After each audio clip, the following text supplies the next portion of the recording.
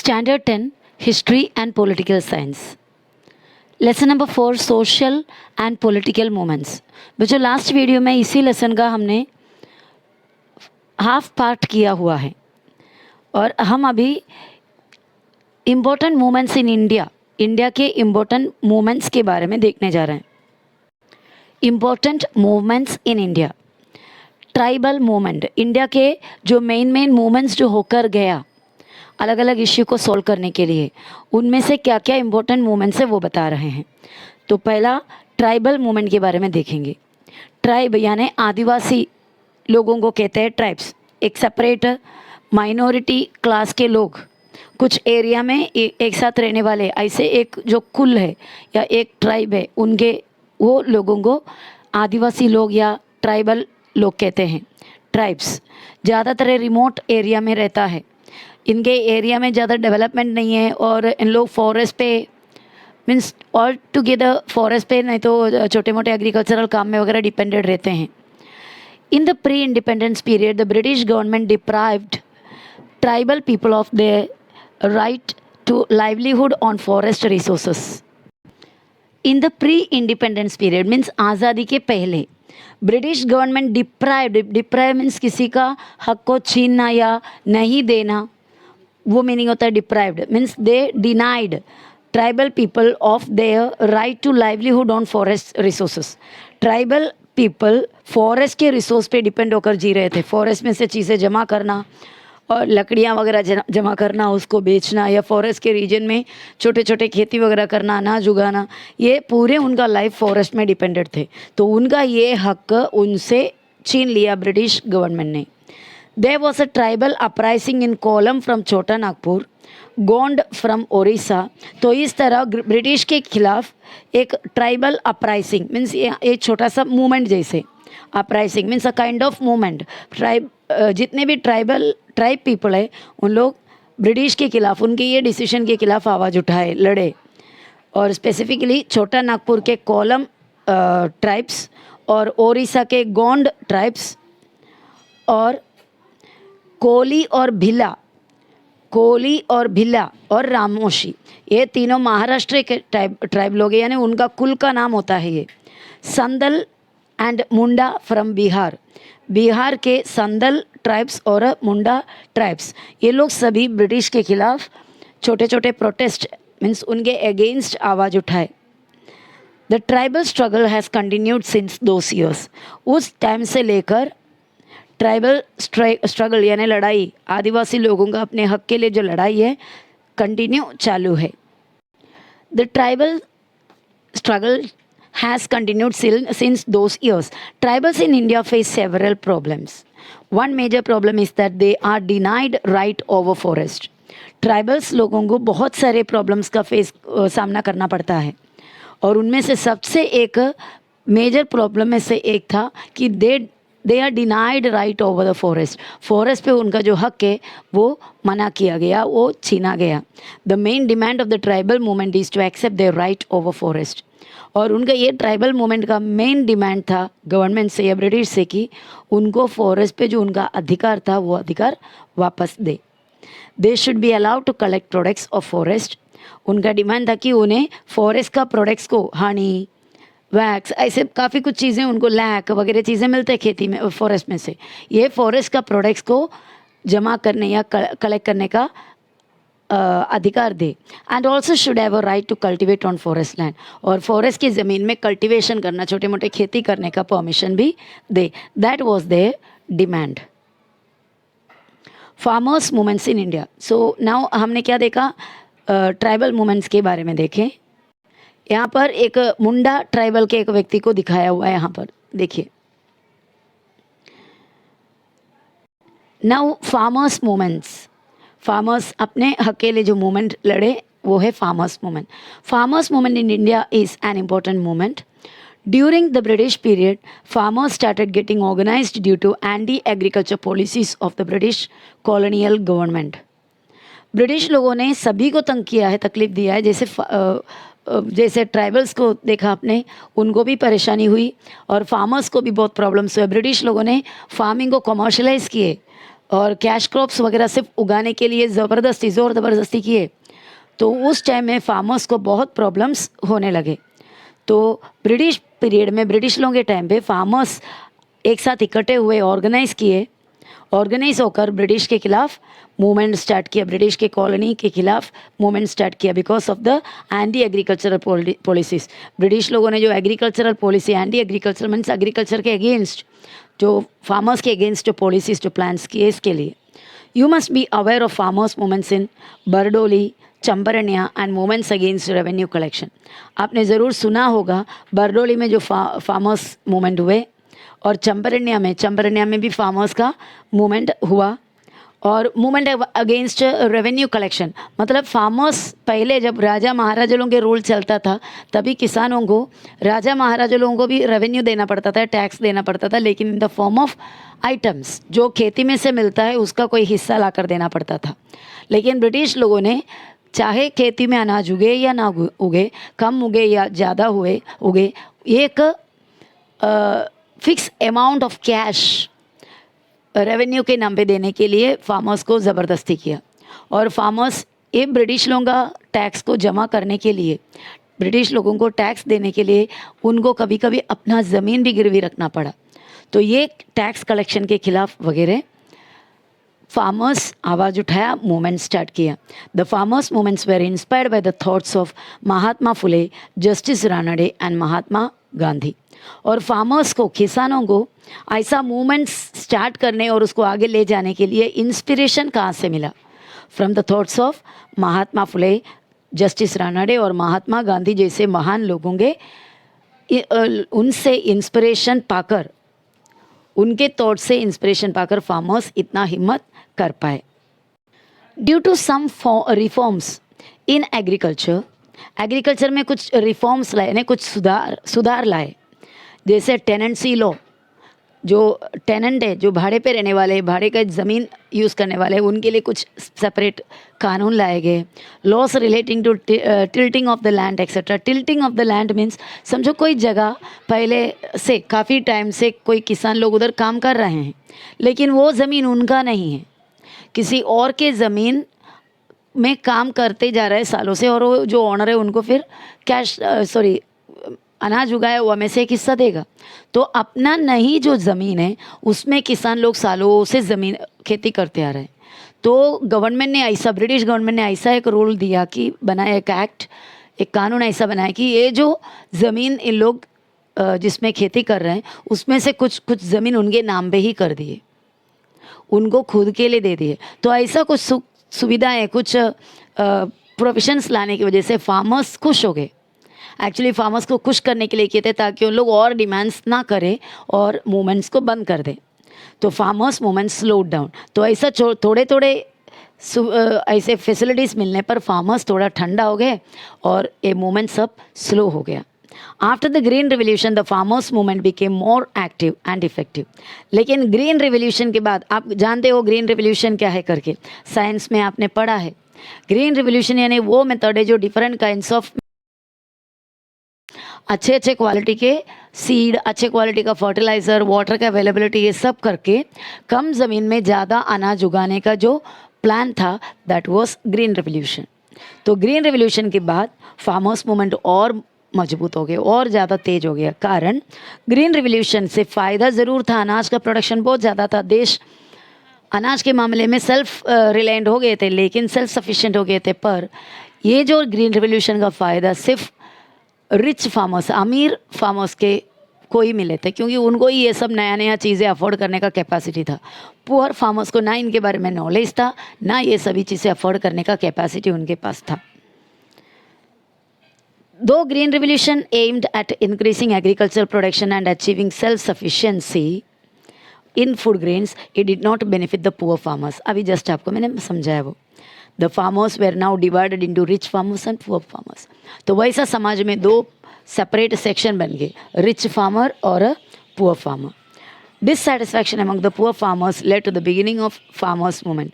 इस तरह poor farmers, गरीब फार्मर्स के बीच में डिससेटिस्फैक्शन, मतलब सेटिस्फैक्शन नहीं है, खुश नहीं है, संतुष्ट नहीं है, तो उन लोग गवर्नमेंट के खिलाफ आवाज़ उठाया, मूवमेंट स्टार्ट किया, तो वैसा फार्मर्स मूवमेंट और स्पीडी में होने लगे। Appropriate price for agriculture products, agriculture to be treated as an industry, implementation of the recommendations of Swaminathan Commission, debt relief, debt cancellation, national policy for agriculture are some of the demands of the farmers movement. Farmers movement का कुछ demands यहाँ पर दिया हुआ है।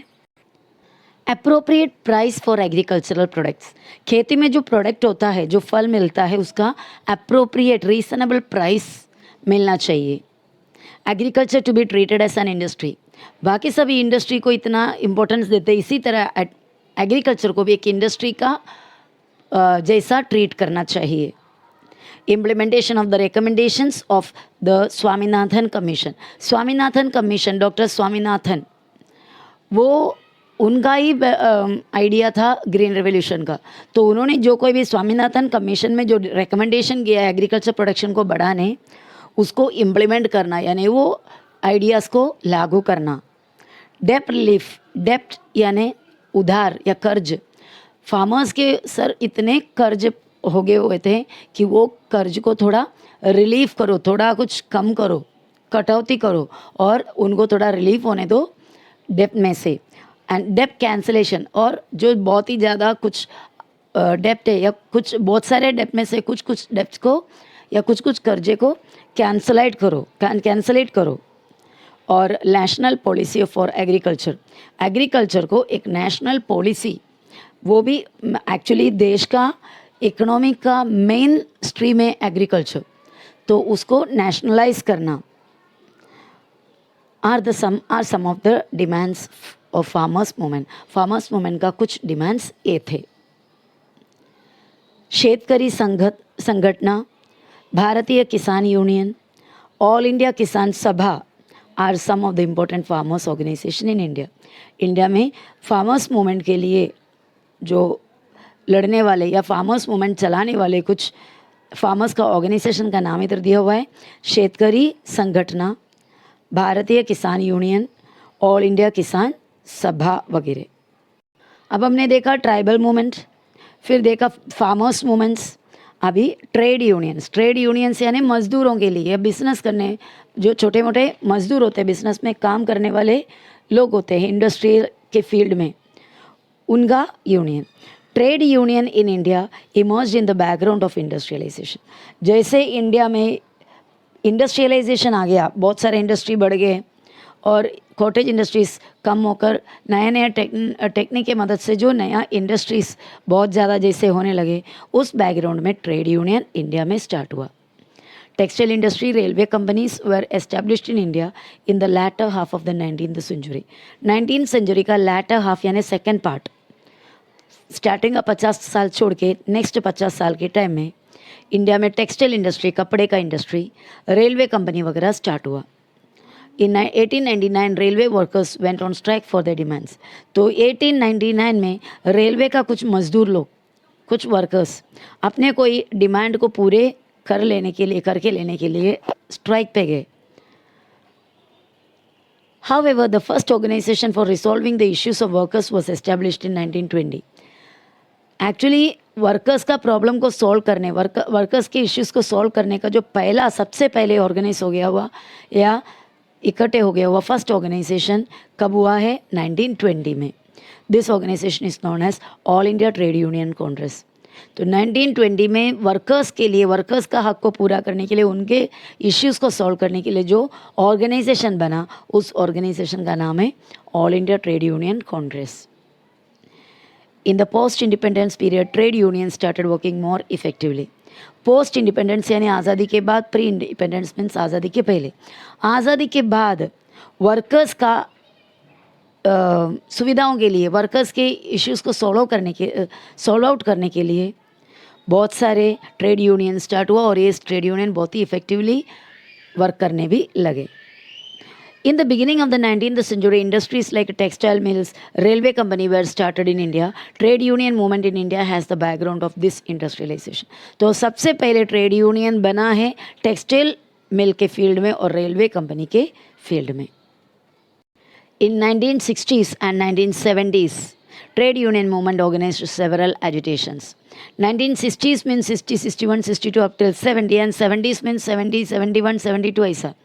तो उन सालों में मतलब कुछ 2 डेकेड्स के दौरान इंडिया में जो ट्रेड यूनियन का मूवमेंट है बहुत ही ज़्यादा एजिटेशन मतलब बहुत ही फाइट या सामाजिक तौर से फाइट करना, आवाज़ उठाना, लड़ना चालू था.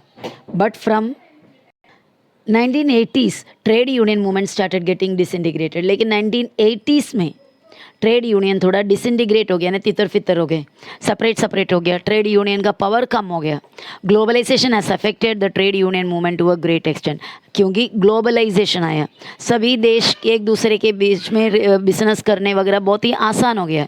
पहले जैसा पाबंदी नहीं रहा, बहुत सारे डॉक्यूमेंट्स, बहुत सारे फॉर्मेलिटीज़ करना पड़ता था पहले एक दूसरे देश में ट्रेड करने के लिए. लेकिन ग्लोबलाइजेशन की वजह से ट्रेड के ऊपर या एक दूसरे के साथ बिजनेस करना, ट्रेड करना, कॉमर्शलाइजेशन बहुत ही ग्लोबलाइज हुआ, यानी उसके ऊपर जो पाबंदी था वो कम हो गया या ना के बराबर हो गया. देश आपस में आराम से बहुत ही आसानी से बिजनेस करने लगे. तो ग्लोबलाइजेशन की वजह से ट्रेड यूनियन मूवमेंट बहुत ही ज़्यादा, उस पर ज़्यादा असर हुआ. ट्रेड यूनियन मूवमेंट ऑलमोस्ट एकदम कमज़ोर हो गया.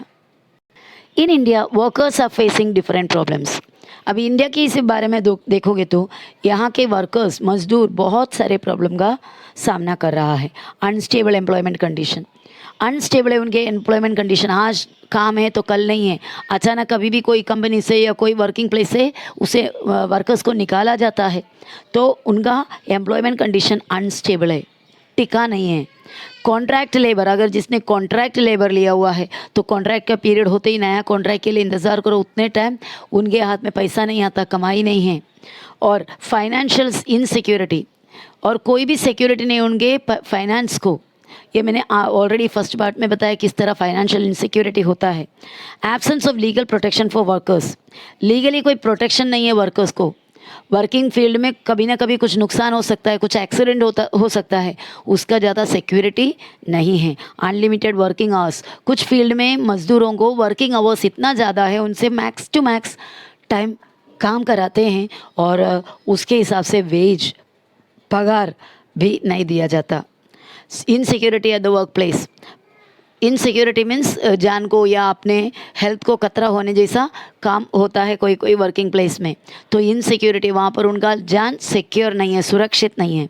हेल्थ हज़ार्ड्स, जैसे कॉटन का वगैरह कंपनी में काम करने वाला, टेक्सटाइल मिल वगैरह या केमिकल के कंपनी में काम करने वाले लोग हैं, वो वर्कर्स को हेल्थ का कभी भी इश्यू हो सकता है. हेल्थ हज़ार्ड से हज़ार्डस काम करते हैं उन लोग, क्योंकि केमिकल है या ऐसा कोई ना कोई चीज़ें हैं. कॉटन का वगैरह कंपनी में कॉटन वगैरह उसके धागे लंग्स में वगैरह जा सकता है. सीमेंट के कंपनी में काम करने वाले, तो वैसा केमिकल्स वगैरह ज़्यादा यूज़ करने वाले कंपनी में काम करने वाले लोगों का हेल्थ इश्यू कंटिन्यू लगा रहता है.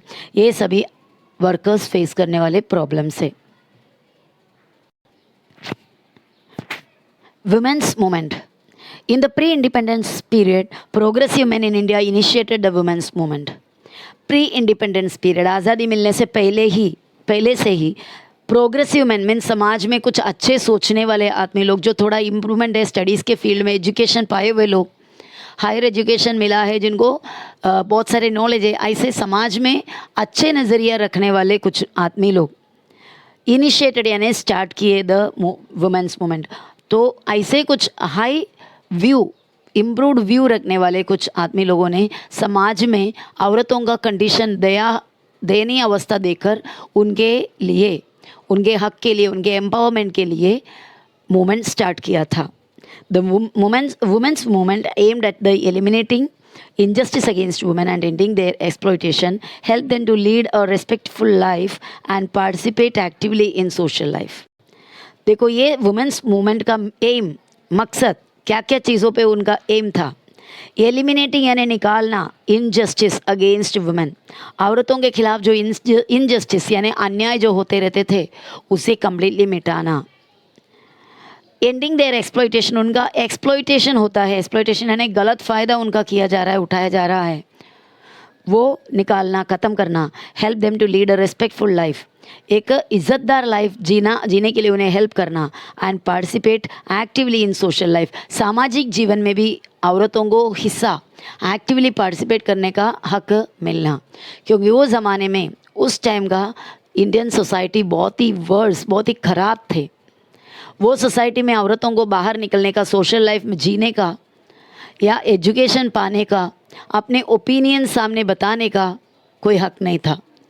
Just like beast of burden जैसा, बस घर के अंदर 4 दीवारों के अंदर ही घर का काम करके, बच्चों को संभाल के सब रहने का, घर के आदमी लोगों के सामने बात करने का, आवाज़ उठाने का या सर ऊपर करने का भी अधिकार नहीं था. एजुकेशन तो बहुत दूर की बात है. तो ये सब, उन्हें ये सब हक दिलाना, वो था वुमेन्स मूवमेंट का मकसद. ईश्वर चंद्र विद्यासागर, राजा राम मोहन रॉय, महात्मा ज्योतिराव फुले, सावित्रीबाई फुले, महर्षि धोंदो Keshav Karve, Pandita Ramabai Ranade took initiative in ending the practice of sati and child marriage. सती एक बहुत ही बुरा एक प्रथा, एक कस्टम था हमारा, एक रीति रिवाज था हमारा देश का. अगर हस्बैंड गुजर गए तो उनका चिता में वाइफ भी उड़ी मारकर जान देना चाहिए. अगर वो वाइफ तैयार नहीं है तो ज़बरदस्ती उन्हें उस चिता में डाला जाता है. क्योंकि हस्बैंड गुजर गया तो वाइफ को जीने का हक नहीं है, उनके साथ जान देना है. ये प्रथा है सती. तो इसके खिलाफ. और चाइल्ड मैरिज, बच्चे एकदम छोटे छोटे 10-12 साल के बच्चे, उससे भी छोटे बच्चों को शादी करा देना, लाइफ के बारे में कुछ भी नहीं, जब खेल कूद का उम्र है वो, उस उम्र में शादी करा देना और बहुत ही बड़ा बोझ उसके सर डालना, ये प्रथा चाइल्ड मैरिज, इसके खिलाफ भी मूवमेंट किए कौन? ईश्वर चंद्र विद्यासागर, राजा राम मोहन रॉय, महात्मा ज्योतिराव फुले, सावित्रीबाई फुले, महर्षि धोंदो केशव कारवे, पंडिता रमाबाई और रमाबाई रानडे वगैरह. Reform such as window remarriage. Window remarriage means window यानी विधवा, जिसका पति गुजर गया.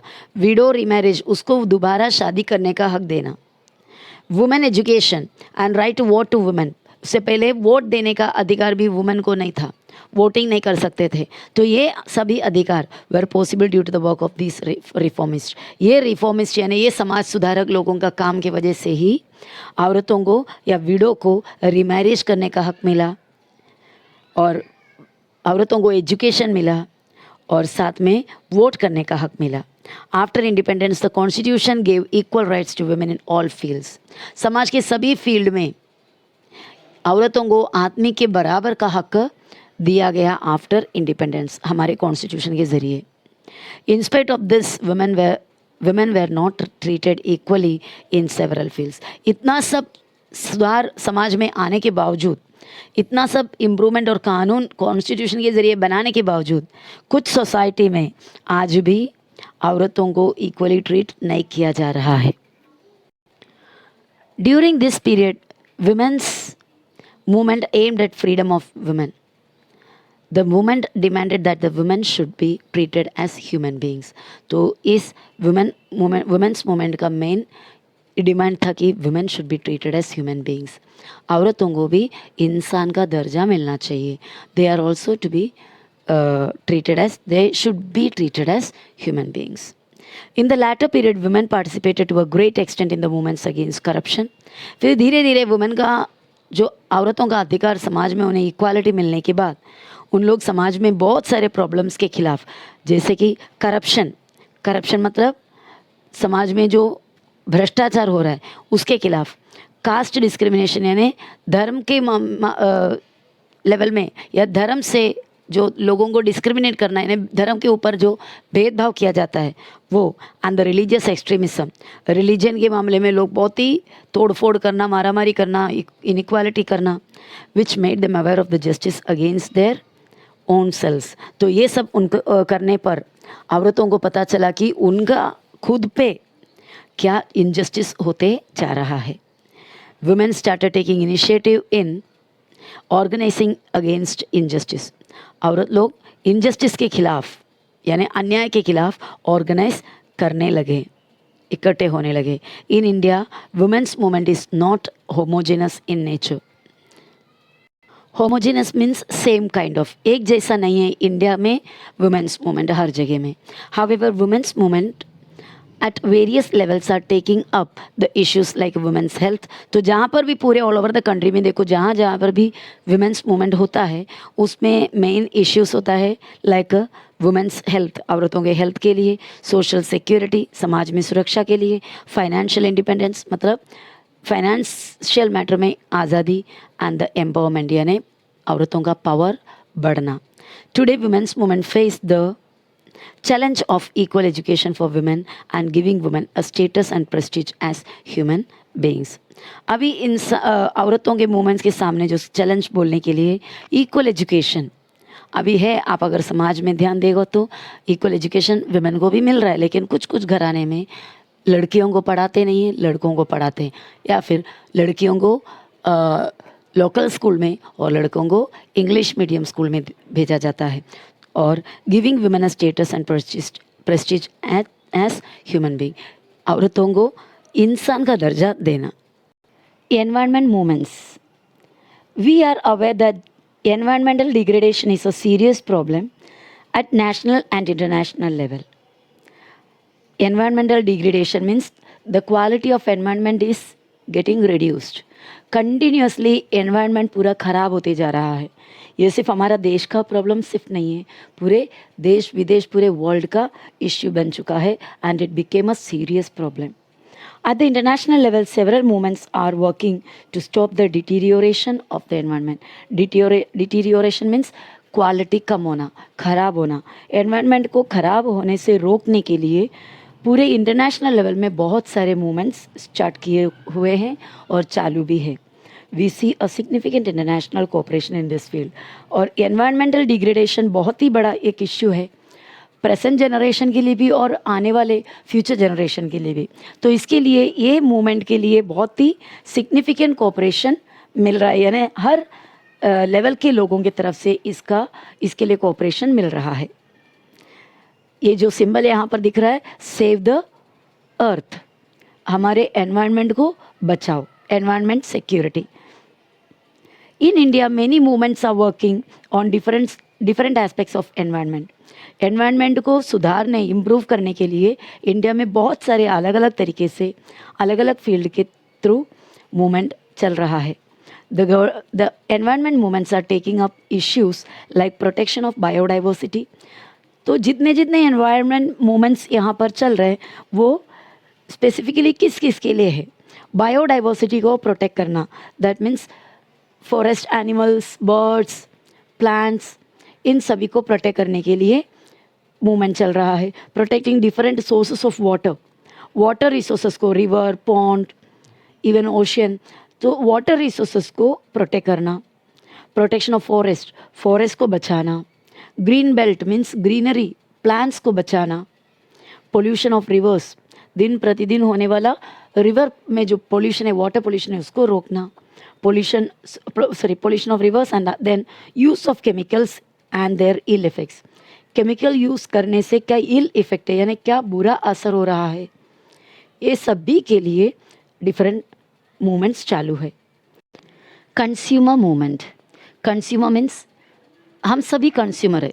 जो कोई भी इंसान कोई ना कोई प्रोडक्ट को इस्तेमाल करते हैं, यूज़ करते हैं, he is called a customer. Consumer movement emerged in India after the Consumer Protection Act came into existence in 1986. 1986 में इंडिया में एक लॉ पास किया, consumer protection act. That means there is law for consumers also.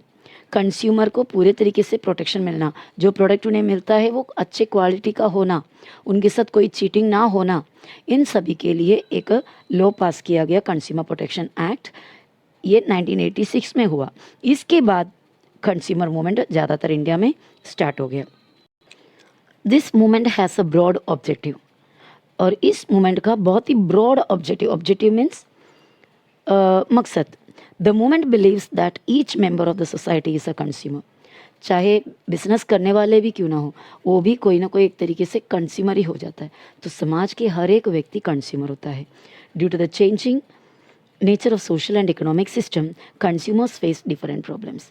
जैसे जैसे समाज में economic system, social system बदलते रहता है, वैसे कंज्यूमर को बहुत सारे प्रॉब्लम का सामना करना पड़ता है। अडल्ट्रेशन यानी मिलावट, सामान में मिलावट करके बेचना, इंक्रीज कॉस्ट ऑफ आइटम्स, सामान का भाव बढ़ाकर बेचना, फ्रॉड इन वेट, वेट में चीटिंग करना, वेटिंग करने में जो वेट मेजर करने के लिए जो इंस्ट्रूमेंट होता है उसके अंदर कुछ चेंजेस करके फ्रॉड वेट करना, एंड मेजर्स मतलब फ्रॉड इन मेजर करने में फ्रॉड करना are some of the problems. The consumer movement works to protect consumers from such type of fraud. और कंज्यूमर मूवमेंट का मेन पर्पस है कि कंज्यूमर को प्रोटेक्ट करो ऐसे फ्रॉड होने से।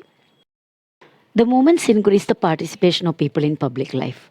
इस तरह मूवमेंट्स जब होता है समाज में कोई ना कोई इश्यू के लिए सॉल्व करने के लिए इश्यूज़ को, तब पब्लिक का पार्टिसिपेशन भी बढ़ जाता है, यानी इनडायरेक्टली पीपल, जनता पब्लिक लाइफ में पार्टिसिपेट करते हैं ज़्यादा। The post 1980 movements are called neo social movements as their nature is different from the earlier movements. Post 1980 मतलब 1980 के बाद का जो मूवमेंट्स जितने भी हुए, वो सभी मूवमेंट्स को नियो सोशल मूवमेंट्स बुलाते हैं, क्योंकि उसका नेचर बाकी उससे पहले का जितने भी मूवमेंट्स है उन मूवमेंट्स के नेचर से टोटली अलग था, बहुत ही चेंज था। नियो वर्ड का मतलब है new, otherwise modified. It means that, these movements are issue based. It means they try to organize issue based mass movements. 1980 के बाद जो इश्यू समाज में होते रहा, उन इश्यू के खिलाफ उसको सॉल्व आउट करने के लिए, रिसॉल्व करने के लिए समाज में बहुत सारे मास पब्लिक इकट्ठे हुए, ऑर्गेनाइज होकर उसके अगेंस्ट मूवमेंट किया। और उसके बाद हमें यहाँ पर देखना है एक व्यक्ति के बारे में जिनका नाम है डॉक्टर राजेंद्र सिंह राणा, जिनको पूरे वर्ल्ड वाटरमैन ऑफ इंडिया नाम से जानते हैं। Doctor Rajendra Singh Rana, also known as waterman of India, has brought water revolution in Rajasthan. Rajasthan कैसा एरिया आप जानते हो, बहुत सारे ड्राई एरिया है, तो वहाँ पर वाटर रिवोल्यूशन लाया हुआ व्यक्ति है doctor Rajendra Singh Rana. He became famous because of building thousands of johad in Rajasthan. Rajasthan के अंदर ही एक स्टेट के अंदर हज़ारों जोहाड़ बनाने में वो कामयाब हुआ। That's why he is very famous, बहुत ही फेमस है ये एक नेक काम करने से डॉक्टर राजेंद्र सिंह राणा। जोहाड़ एक वेल, बहुत बड़ा एक वेल जैसा समझो कि जैसे एक पॉन्ड है जिसके अंदर रेन वाटर हार्वेस्टिंग होता है, जो बारिश का पानी है उसको कलेक्ट करके रखने के लिए जोहाड़ बनाना। Johad means it's a kind of pond. तो बहुत सारे जोहाड़ उन्होंने, हज़ारों जोहाड़ उन्होंने राजस्थान में बनाया। He revived rivers in the desert of Rajasthan. Rajasthan के रिवर्स को उन्होंने रिवाइव किया। रिवाइव करना यानी पुनर्जीवित करना, यानी सूखे हुए नदियों को पानी से भर देना, यानी उसको रिवाइव किया उन्होंने। और ही फॉर्म्ड एन ऑर्गेनाइजेशन, उन्होंने एक ऑर्गेनाइजेशन बनाया जिस ऑर्गेनाइजेशन का नाम है Tarun Bharat Sangh, which worked for building 11,000 johad in hundreds of villages. Hundreds of villages के अंदर पूरे 11,000 जोहाड़ बनाने में उन्होंने एक तरुण भारत संघ नाम का एक ऑर्गेनाइजेशन बनाया, जिसके अंदर के लोग जोहाड़ बनाने में काम करते हैं। All over India he started a campaign, एक अभियान फॉर वाटर कंजर्वेशन, पानी को कंजर्व करना, बचाना, रिवाइवल ऑफ रिवर्स को पुनर्जीवित करना, उसको वापस से लाइव बनाना, फॉरेस्ट कंजर्वेशन, फॉरेस्ट को बचाना, and wild life conservation means जंगली जानवरों को, पक्षियों को वगैरह बचाना। He social movement is active for the last 31 years. गया 31 सालों से वो अपना यही सोशल मूवमेंट एक्टिवली रखा है। He won the Stockholm Water Prize, an award known as the Nobel Prize for Water. Water के कंजर्वेशन के लिए, वाटर के लिए बनाया गया वो एक नोबेल प्राइज़ है जिसका नाम है स्टॉकहोम वाटर प्राइज़। इनको ये नोबेल प्राइज़ मिला है। बच्चों नेक्स्ट चैप्टर में हम challenges faced by Indian democracy के बारे में पढ़ेंगे। इंडियन डेमोक्रेसी क्या क्या चैलेंज को फेस कर रहा है।